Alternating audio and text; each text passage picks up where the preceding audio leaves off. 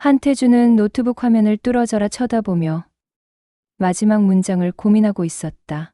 시사주간지 현실과 진실의 마감은 내일이었지만 정치권 비자금 의혹을 파헤치는 칼럼은 여전히 결말이 나지 않았다. 아빠, 오늘도 늦어? 7살 아린이 파자마 차림으로 서재문 앞에 서 있었다.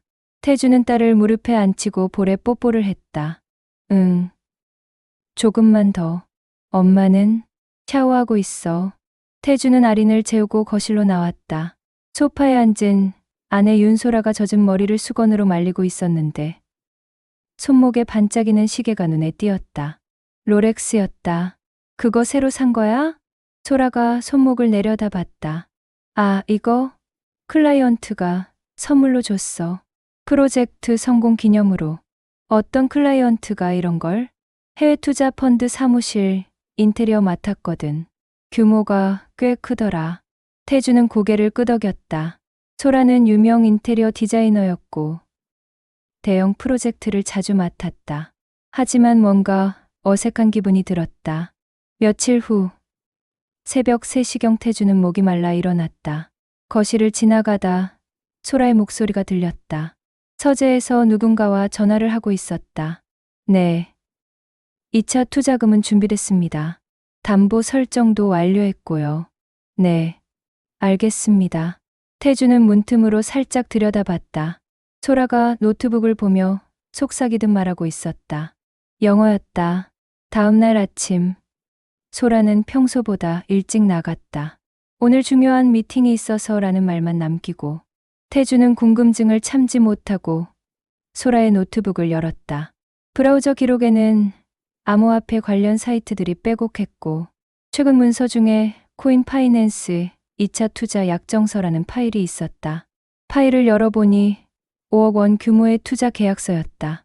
투자자명에는 윤소라가 적혀 있었고 담보로는 그들이 살고 있는 아파트가 명시되어 있었다.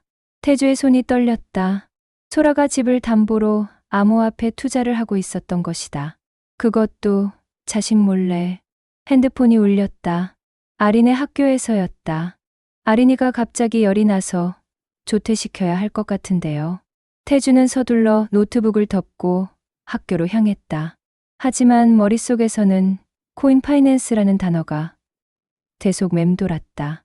저녁, 소라가 돌아왔을 때 태주는 딸을 재우고 나서 조심스럽게 말을 꺼냈다. 소라야, 요즘 일이 많이 바쁜 것 같더라. 응. 새로운 프로젝트 때문에. 규모가 생각보다 커서. 태주는 소라의 눈을 보며 물었다. 혹시 투자 같은 거 하고 있어? 소라의 표정이 순간 굳었다가 이내 웃음으로 바뀌었다. 무슨 투자?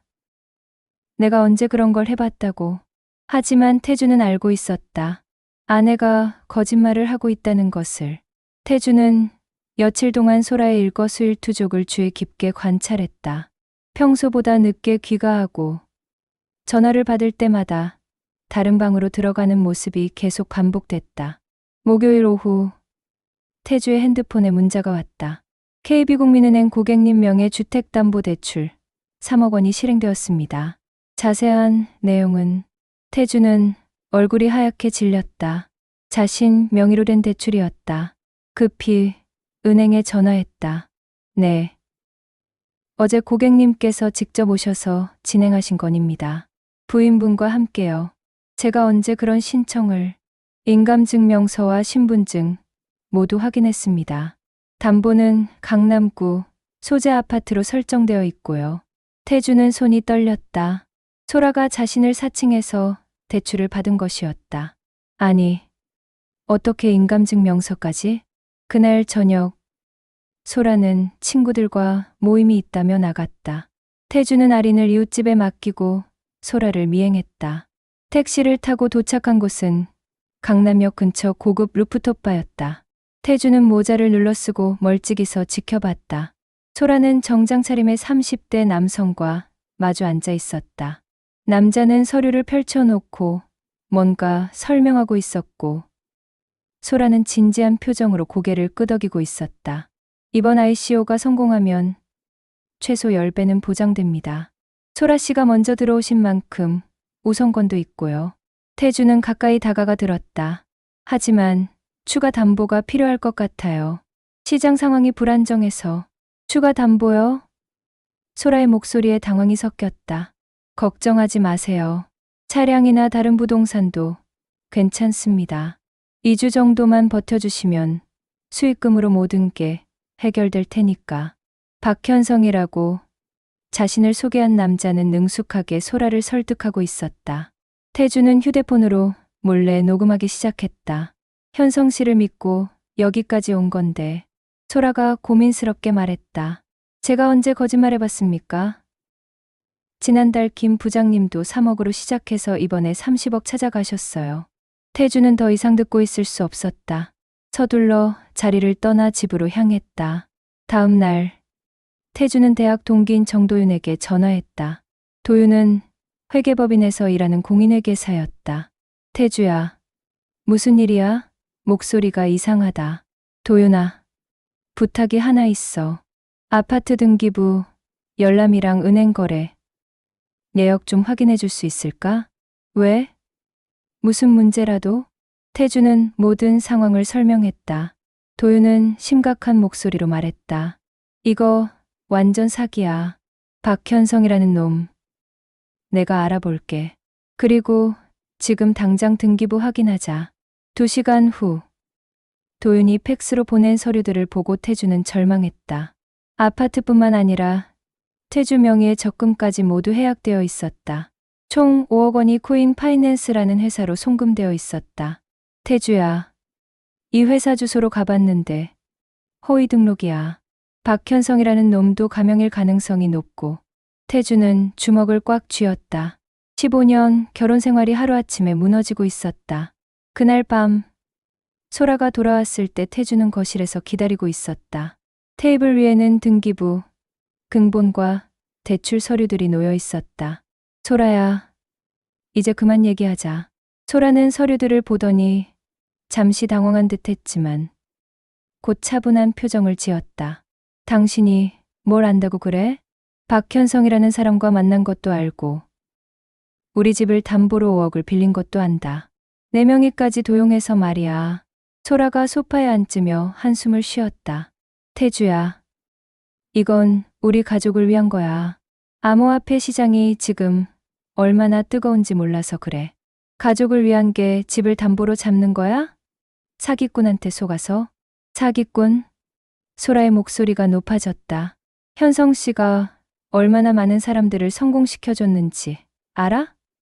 김 부장님은 3억으로 30억을 만들었어. 그게 다 거짓말이라고. 도윤이가 확인해봤는데 그 회사 자체가 허위 등록이야. 소라는 비웃듯 고개를 저었다. 당신은 항상 그래. 위험한 건 무조건 반대하고 안전한 것만 찾으려고 해. 그러면서 아린이 교육비는 어떻게 마련할 거야? 이 좁은 집에서 평생 살 거야? 태주는 답답함의 목소리를 높였다. 그래도 집까지 잃을 수는 없잖아. 잃지 않아. 소라가 소리쳤다. 2주만 기다리면 원금의 10배 수익이 나온다고. 그때 아린의 방문이 열렸다. 잠옷차림에 아린이 눈을 비비며 나왔다. 엄마, 아빠 왜 싸워? 순간 거실이 조용해졌다. 소라가 아린을 안아 올렸다. 아린아, 엄마 아빠는 싸우는 게 아니라 중요한 얘기를 하는 거야. 아린이 무서워. 태주는 딸의 떨리는 목소리에 가슴이 찢어지는 듯했다. 주말 소라의 부모님이 찾아왔다. 소라가 상황을 미리 설명한 듯 장모가 먼저 입을 열었다. 태주야, 소라 얘기 들었는데 너무 보수적으로 생각하는 거 아니야? 어머니, 집을 담보로 하는 투자가 어떻게? 아이고, 요즘 세상에 위험을 안 감수하면 어떻게 돈을 벌어? 우리도 부동산으로 떼돈 벌었잖아. 장인도 거들었다.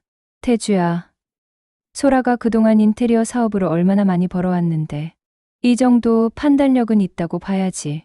하지만 암호화폐는 다릅니다. 하루아침에 모든 걸 잃을 수도. 에이, 그럼 평생 월급쟁이로만 살 거야?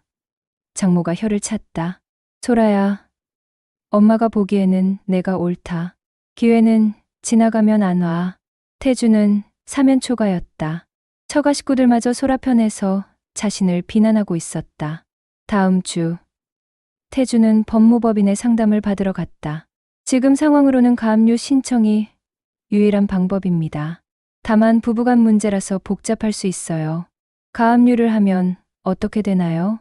일단 재산 처분이 금지됩니다. 추가 대출도 불가능하고요. 태주는 무거운 마음으로 서류를 작성했다. 아내를 상대로 법적 조치를 취한다는 게 믿어지지 않았다. 그 사이 소라는 태주 몰래 시어머니를 찾아갔다. 태주의 어머니는 농사를 지으며 작은 땅을 몇 필지 가지고 있었다. 어머니, 좋은 투자 기회가 있는데 땅을 담보로 잠깐만 빌려주실 수 있을까요? 다행히 태주의 어머니는 단호했다. 소라야, 그런 얘기 태주한테 먼저 하고 와라. 나는 아들 몰래 그런 일 못한다. 소라가 빈손으로 돌아온 그날 밤, 태주는 결심을 굳혔다. 내일 법원에 가압류 신청서를 제출하기로 했다. 아린이 잠든 후 태주는 딸의 얼굴을 바라보며 속으로 다짐했다. 내가 지키지 않으면 이 아이는 집 없는 아이가 된다. 아무도 이해해주지 않아도 상관없어. 나라도 정신을 차려야 해. 새벽, 태주는 가압류 신청서를 다시 한번 점검했다.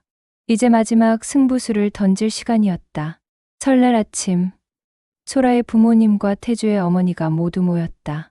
거실 테이블에는 정성스럽게 차린 제사상이 놓여 있었다. 아, 그런데 소라야, 현성 씨도 온다며? 장모가 물었다. 네, 어머니.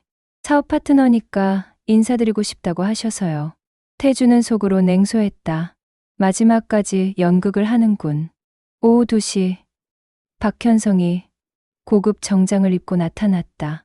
손에는 비싼 선물 상자들을 들고 있었다. 안녕하세요. 소라 씨와 함께 사업하고 있는 박현성입니다. 어머, 이런 걸 다 가져오셨어요? 장모가 반색했다. 좋은 일이 생겼는데 혼자만 좋을 수는 없죠. 소라 씨 덕분에 저희 회사도 큰 성과를 거두고 있어서요. 현성은 능숙하게 인사를 돌렸다. 특히 태주의 어머니에게는 더욱 정중했다. 어머님, 제가 농업 관련 투자도 많이 해서요. 혹시 관심 있으시면 언제든지. 태주는 더 이상 참을 수 없었다. 일어서서 안방으로 들어가 준비해둔 서류 봉투를 가져왔다. 잠깐, 모두 앉아보세요. 중요한 얘기가 있습니다. 태주는 테이블 중앙에 첫 번째 서류를 펼쳤다. 코인 파이낸스 투자 계약서 원본이었다. 이게 뭔가요? 현성의 표정이 굳어졌다. 소라가 우리 집을 담보로 5억 원을 투자한 계약서입니다. 장모가 소라를 보며 물었다. 소라야, 이게 뭐야? 태주는 두 번째 서류를 꺼냈다. 은행 대출 확인서였다. 그리고 제 명의를 도용해서 받은 3억 원 대출 내역입니다. 뭐라고? 태주의 어머니가 놀라며 일어섰다. 세 번째로 나온 것은 암호화폐 거래 내역이었다. 현성 씨, 당신이 말한 코인 파이낸스 회사는 허위 등록 회사고 투자금 8억은 모두 개인 계좌로 빠져나갔습니다. 현성이 당황하며 일어섰다. 이게 뭔 소리입니까? 아직 끝나지 않았어요. 태주가 마지막 서류를 테이블에 내려놓았다. 법원 가압류 예고장이었다. 우리 아파트는 다음 주 경매에 넘어갑니다. 누가 책임지실 겁니까? 거실이 죽음같이 조용해졌다. 제사상의 촛불만이 흔들리고 있었다. 소라가 떨리는 목소리로 물었다. 가압류. 당신이 더 이상 재산을 처분하지 못하도록 법원에 신청했어요. 이미 접수됐고요. 현성이 서둘러 가방을 챙기려 했다. 하지만 태주가 핸드폰을 꺼내 재생 버튼을 눌렀다. 담보 다 빼고 잠적하면 돼. 어차피 개인들이 뭘 할 수 있겠어. 녹취록에서 현성의 목소리가 흘러나왔다. 루프톱 바에서 다른 사람과 나눈 대화였다. 현성의 얼굴이 새하얗게 질렸다. 이건 조작이요? 그럼 경찰서에서 확인해 봅시다. 이미 신고 준비 다 끝났어요. 장인이 벌떡 일어나 현성을 노려봤다. 이 사기꾼 새끼가 잠깐 오해입니다. 시장 상황이 나빠져서 일시적으로. 일시적? 8억이 일시적이라고? 태주의 어머니가 분노에 떨었다. 소라는 바닥에 주저앉아 울기 시작했다. 태주야. 미안해. 정말 몰랐어. 이제 와서 몰랐다고? 태주의 목소리가 차가웠다. 당신은 끝까지 나를 속였잖아. 현성이 문 쪽으로 향했지만 이미 늦었다. 태주가 미리 부른 경찰이 현관벨을 눌렀다. 박현성 씨죠? 사기 혐의로 동행수사 요청합니다. 제사상 위의 음식들은 차갑게 식어가고 있었다. 가족들의 경악한 표정 사이에서 소라는 처음으로 공포 어린 눈빛으로 남편을 바라봤다. 설날의 축제는 폭로의 전장이 되었고 15년 결혼의 종말이 시작되고 있었다. 가압류는 즉시 집행되었다. 태주가 법원에 제출한 모든 증거와 박현성에 대한 고발이 받아들여진 것이다. 2주 후 박현성은 사기 및 횡령 혐의로 구속되었다. 경찰 조사 결과 그는 가명을 사용해 수십 명의 피해자로부터 총 200억 원을 가로챈 전문 사기꾼이었다. 하지만 이미 잃어버린 8억 원은 돌아오지 않았다. 현성이 해외로 빼돌린 자금은 추적이 어려웠고 소라는 모든 손해 배상과 채무를 떠안게 되었다. 태주야. 소라가 이혼 조정실에서 마지막으로 말을 걸었다. 정말 미안해. 내가 너무 욕심이 컸어. 태주는 차가운 표정으로 답했다. 아린이는 내가 키울게. 당신은 빚부터 정리하세요. 소라는 친정으로 돌아갔다. 한때 딸의 투자 판단을 지지했던 장인과 장모는 이제 사위를 원망하는 딸을 달래느라 바빴다. 4월 벚꽃이 흐드러지게 핀 어느 날 태주와 아리는 20평 전세 아파트로 이사했다. 강남에서 멀리 떨어진 소박한 동네였지만 아린이 다닐 초등학교와는 가까웠다. 아빠, 여기가 우리 새 집이야? 아린이 작은 거실을 둘러보며 물었다. 응. 이제 우리 둘만의 집이야. 엄마는 언제 와? 태주는 아린을 안아 올리며 부드럽게 말했다. 아린아, 엄마는 지금 할 일이 있어서 못 와. 하지만 아빠가 있잖아. 저녁, 작은 주방에서 태주는 아린과 함께 라면을 끓였다. 예전처럼 풍성한 저녁 식탁은 아니었지만 이상하게 마음이 편안했다. 아빠, 라면 맛있어. 아린이 후루룩 면을 빨아들이며 웃었다. 태주는 딸의 모습을 보며 묵직한 안도감을 느꼈다. 집은 잃었지만 정말 소중한 것은 지켜냈다. 잡지사에서는 태주의 경험을 바탕으로 한 특별 기획이 화제가 되었다. 가족을 파괴하는 투자 사기의 실체라는 제목의 연재 기사는 나는 독자들의 공감을 얻었다. 태주 씨, 이번 기사 반응이 정말 좋네요. 비슷한 피해를 당한 사람들이 많이 연락해 왔어요. 편집장이 말했다. 그런 사람들에게 도움이 되었으면 좋겠습니다. 태주는 새로운 칼럼을 시작했다. 제목은 모험 뒤에 남은 거지였다. 욕심과 환상에 사로잡힌 사람들이 잃어버리는 진짜 가치에 대한 이야기였다. 5월 어느 벚꽃이 흩날리는 봄밤. 태주와 아린은 집 근처 작은 공원을 산책했다. 아린이 떨어진 꽃잎을 주워 모으며 물었다. 아빠, 꽃잎이 왜 떨어져? 새로운 잎이 나오려면 오래된 꽃잎은 떨어져야 해. 그래야 나무가 더 건강해지거든. 그럼 우리도 그런 거야? 태주는 아린의 손을 잡고 미소를 지었다. 그래. 우린 잿더미에서 새로 심은 씨앗이야. 천천히 자라면 돼. 아린이 고개를 끄덕이며 환하게 웃었다. 아빠, 나 아빠랑 있으니까 무섭지 않아. 아빠도 아린이 있어서 힘이 나. 바람에 흩날리는 벚꽃잎들 사이로 부녀는 천천히 집으로 향했다. 작은 집이었지만 그곳에는 거짓과 욕심이 아닌 진실과 사랑이 있었다. 태주는 아린이 잠든 후 작은 서재에서 내일 쓸 칼럼을 준비했다. 컴퓨터 화면에 첫 문장을 타이핑했다. 때로는 모든 것을 잃어야 정말 소중한 것이 무엇인지 알게 된다.